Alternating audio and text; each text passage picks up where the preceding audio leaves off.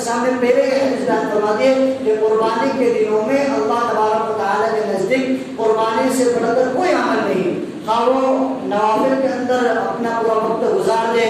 اور اپنے وقت کو جتنی قضائیں ہوتا ہے ساری کی ساری پڑھا دے، قضا ہونے کے بعد نوافل کے اندر پوری کی پوری رات لگا دے، پورا کا پورا دن لگا دے، پھر بھی اس عمل تک نہیں پہنچ سکتا اگر نصاب کے اعتبار سے وہ پہنچا ہوا ہے۔ قربانی نہیں کرے گا جب تک اس کا عمل اس لیول کا نہیں پہنچے گا جو اللہ تبارک و تعالیٰ کے قرب حاصل کرا دے، کیونکہ اللہ تبارک و تعالیٰ کے پیارے حبیب صلی اللہ علیہ وسلم کی حدیث ہے یتقرب الی اللہ تبارک و تعالیٰ یرجو ثوابہ اعدہ للمضحین۔ اللہ تبارک و تعالیٰ کے قرب حاصل کرنے کے لیے قربانی کرے، اللہ تبارک و تعالیٰ سے اس ثواب کی امید کے اندر قربانی کرے جو کہ اللہ تبارک و تعالیٰ نے قربانی کرنے والوں کے لیے اللہ تبارک و تعالیٰ نے متعین کر دیا ہے۔ تو ہم سب کے ذمہ یہ ہے کہ ہم قربانی کو ہر حال میں انجام دیں۔ اب قربانی کو کس طور پر انجام دینا ہے اس کے اعتبار سے بھی مسائل بستے ہیں۔ کیسا مسئلہ بستا ہے کہ دیہات کے اندر رہنے والے کوئی شخص ہے وہ پوچھتا ہے کہ ہمارے یہاں میں عید کی نماز ہوتی نہیں ہے، مثال کے طور پر ہمارے پاس میں کوئی سا گاؤں ہے، ٹیملا لے لو یا پھر کوئی سا اور گاؤں لے لو، چھوٹا موٹا گاؤں لے لو جس کے اندر عید کی نماز نہیں ہوتی، ان کو اول درجہ تو یہ چاہیے کہ وہ شہر کے اندر آ کے عید کی نماز ادا کرے۔ اگر عید کی نماز شہر کے اندر ادا نہیں کرتے اور فون لا کر پوچھتے ہیں کہ مولانا مسئلہ یہ ہے کہ ہم قربانی کر سکتے ہیں کہ عید کی نماز سے پہلے، تو ان کے لیے جواب یہ ہے کہ آپ کے یہاں اگر عید کی نماز نہیں ہوتی ہے تو آپ قربانی کر سکتے ہیں، لیکن بہتر یہ ہے کہ آپ عید کی نماز پڑھنے کے لیے آئے، اس کے بعد جا کے آپ اپنے مقام پر قربانی کو ادا کریں۔ پھر اسی طریقے سے اب شہر کے رہنے والے کچھ لوگ ہوتے ہیں جو کہ پوچھتے ہیں کہ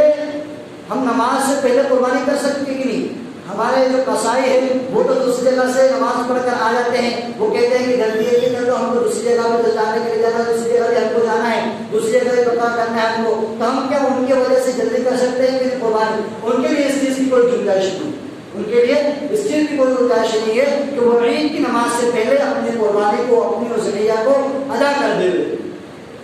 پھر ایک اور مسئلہ سامنے آتا ہے کہ قربانی کا طریقہ کیا ہونا چاہیے، قربانی کے جانور کو کس طور پر لٹانا چاہیے، قربانی کے جانور کو کس طریقے سے چت لٹانا چاہیے، اس کے متعلق علماء کرام کی دو رائے ہیں۔ ایک رائے یہ بیان فرماتے ہیں کہ جس طریقے سے میت کو قبر کے اندر لٹایا جاتا ہے سیدھی کروٹ پر،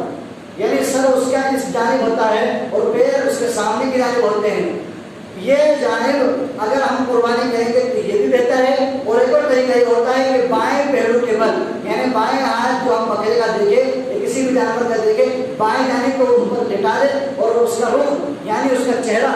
قبلہ رخ ہونا چاہیے، اس کے پیٹ قبلہ رخ ہونا چاہیے۔ یہ دو طریقے ہیں، لیکن افضل طریقہ یہ ہے کہ قبر کے اندر جب میت کو رکھا جاتا ہے اس میں جب دائیں پہلو پر قبر کو لٹایا جاتا ہے اور اس کے سر کو قبلہ نما کیا جاتا ہے، تو یہ طریقہ بہتر ہے۔ اب یہی طریقہ اصحاب کے مسائل کو باہر گزرتا ہے، وہ کہتے ہیں کہ ہماری عادت نہیں ہے، ہماری عادت تو بڑی پرانی چلی آ رہی ہے، یعنی بائیں پہلو پر رکھ کر ہم کو قربانی کرنا آسان لگتا ہے، تو ان کو اس بات کی تاکید کی جائے کہ پیارے اللہ کے بندو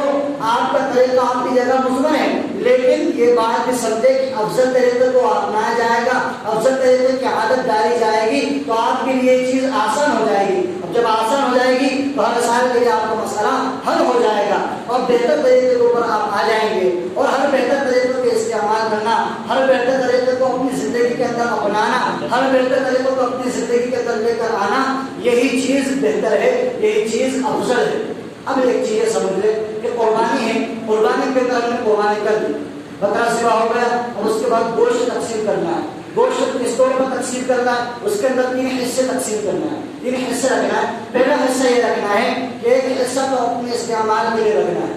مثال کے طور پر 30 کلو کا جانور ہے ہمارا، 30 کلو میں سے 10 کلو ہم اپنے لیے رکھیں۔ عام طور پر 30 کلو کا جانور بڑی مشکل سے ہوتا ہے، لیکن ایک مثال سے سمجھا، 30 کلو کا ایک جانور ہے، 10 کلو ہم اپنے لیے رکھیں، 10 کلو اپنے اقارب رشتہ داروں کے لیے رکھیں اور 10 کلو فقراء و مساکین کے لیے رکھیں۔ اب ایک بات یہ سمجھنا ہے، ایک نکتہ ہے، نکتہ یہ ہے کہ اللہ تبارک و تعالیٰ نے 5 دن ایسے مقرر فرمائے جن کے اندر کسی بھی انسان کے لیے روزہ رکھنا جائز نہیں، روزہ رکھنا اس کے اوپر حرام ہے۔ ایک تو عید الفطر کا دن، یہ اللہ رب العزت کی جانب سے مہمانی کا دن ہوا کرتا ہے، اور دوسرے 4 وہ دن جب آج کا دن، کل کا دن، پرسوں کا دن، اس کے بعد پھر 13ویں ذی الحجہ کا دن، یہ 4 دن اور ایک عید کا دن، یہ 5 دن اللہ تبارک و تعالیٰ نے ایسے مقرر فرمائے جن کے اندر کسی بھی انسان کے لیے روزہ رکھنا جائز نہیں ہے۔ اب عید کے دن کے تو سمجھ میں آتا ہے کہ چلو بھائی سارے لوگوں نے رمضان مبارک میں روزے رکھے، عید الفطر کی تو سمجھ میں آتا ہے کہ چلو اللہ رب العزت کی جانب سے مہمانی ہے تو اس کے اندر کوئی روزہ نہیں رکھے گا، اللہ رب العزت کی نعمتوں کے اس پر بہت ہوں گے۔ لیکن جو قربانی کے ایام ہے ان میں اللہ تبارک و تعالیٰ نے نصاب کے اعتبار سے پہنچنے والے لوگوں کے اوپر قربانی کو واجب فرمایا ہے، لیکن روزہ رکھنا ہر انسان کے لیے حرام ہے۔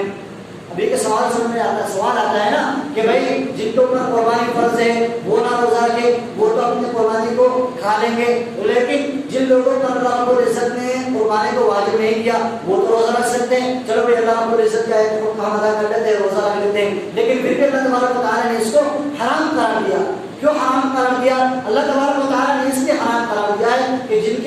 کے پاس مال ہے، جن کے پاس وسعت ہے، جن کے پاس استطاعت ہے، وہ قربانی کرتے ہیں، وہ اپنے حصوں کو تقسیم کرے اور 10% اس کے اندر سے 1/3 حصہ اپنے فقراء و مساکین کو دے۔ ان کو اندر روزہ رکھنے کی اجازت نہیں دی ہے، ان کو روزہ رکھنے کی اجازت کسی وجہ سے نہیں دی گئی ہے تاکہ تم اپنے مال میں سے ان کے اوپر خرچ کرو،